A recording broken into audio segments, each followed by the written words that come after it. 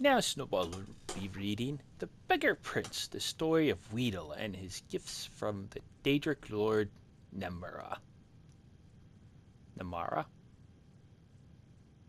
Is that what they call him? How weird. We look down upon the beggars of the empire. These lost souls are the poor and the wretched of the land. Every city has its beggars. Most are so poor they have only the clothes on their backs. They eat the scraps the rest of us throw out. We toss them a coin so that we don't have to think too long about their plight. Imagine my surprise when I heard the tale of the Beggar Prince. I could not imagine what a prince of beggars would be. Here is the tale I heard. It takes place in the first age when gods walked like men and Daedra stalking the wilderness with impunity. It is a time before they were all confined to oblivion. There once was a man named Weedle, or maybe it was a woman. The story goes to great lengths to avoid declaring Weedle's gender. Weedle was the 13th child of a king in Valenwood. As such, Weedle was in no position to take the throne or even inherit much property or wealth. Weedle had left the palace to find independent fortune and glory. After many days of endless forest roads and tiny villages, Weedle came upon A3 men. That says A3 men. Weedle came upon A3 men surrounding a beggar. The beggar was swaddled in rags from head to toe. No portion of the vagabond's body was visible. The men were intent on slaying the beggar. With a cry of rage and indignation, Weedle charged the men with sword drawn. Being simple townsfolk armed only with pitchforks and scythes, they immediately fled from the armored figure with the shining sword. They were cowards, and Snowball would have beat them quite easily with a foos. Many thanks for saving me, wheezed the beggar from beneath the heap of foul rags. Weedle could barely stand the stench. What is your name, wretch? Weedle asked. I am Namira.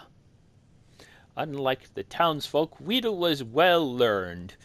That name meant nothing to them, but to Weedle it was an opportunity. You are the Daedric Lord, Weedle exclaimed. Why did you allow those men to harass you? You could have slain them all with a whisper. I am pleased you recognize me, Namura rasped. I am frequently reviled by townsfolk. It pleases me to be recognized for my attribute, if not for my name. Weedle knew that Namura was the Daedric Lord of all thing gross and repulsive. Of all thing gross and repulsive. I think you should have had an S in there somewhere. Disease such as leprosy and gangrene were her domain.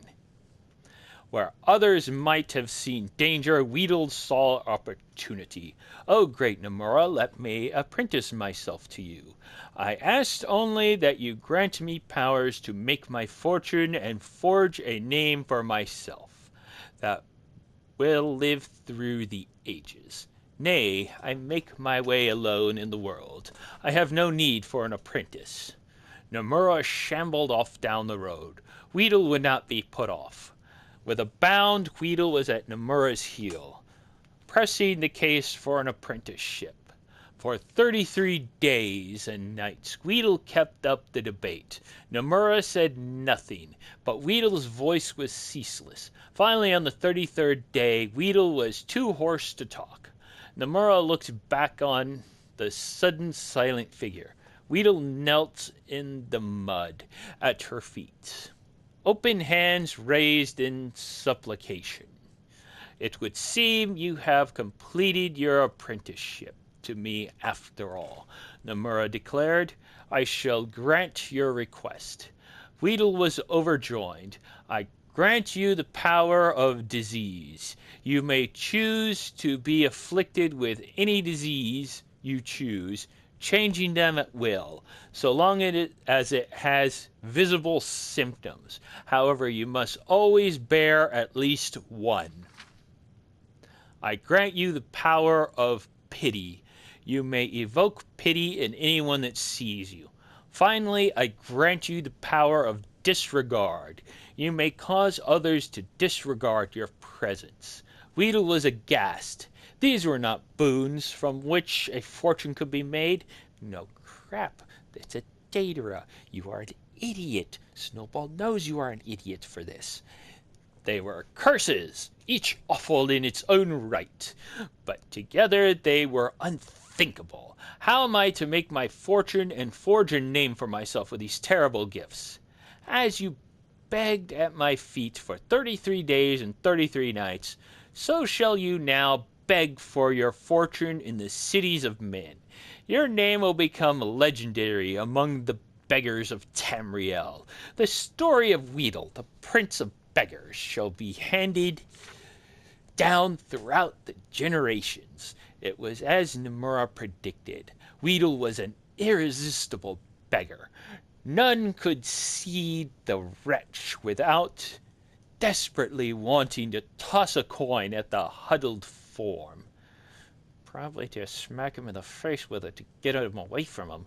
However, Weedle also discovered that the power of disregard gave great access to the secrets of the realm.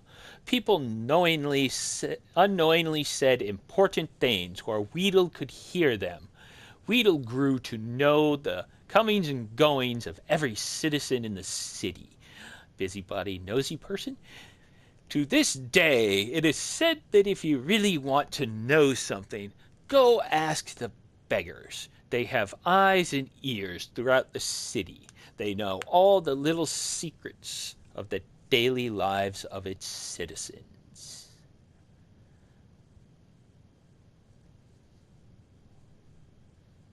Snowball thinks he got a terrible curse and somehow was able to use it to get money. But that's what you get for dealing with a Daedra. Beggar Prince. No author name. Oh well. Have a good day. Bye-bye.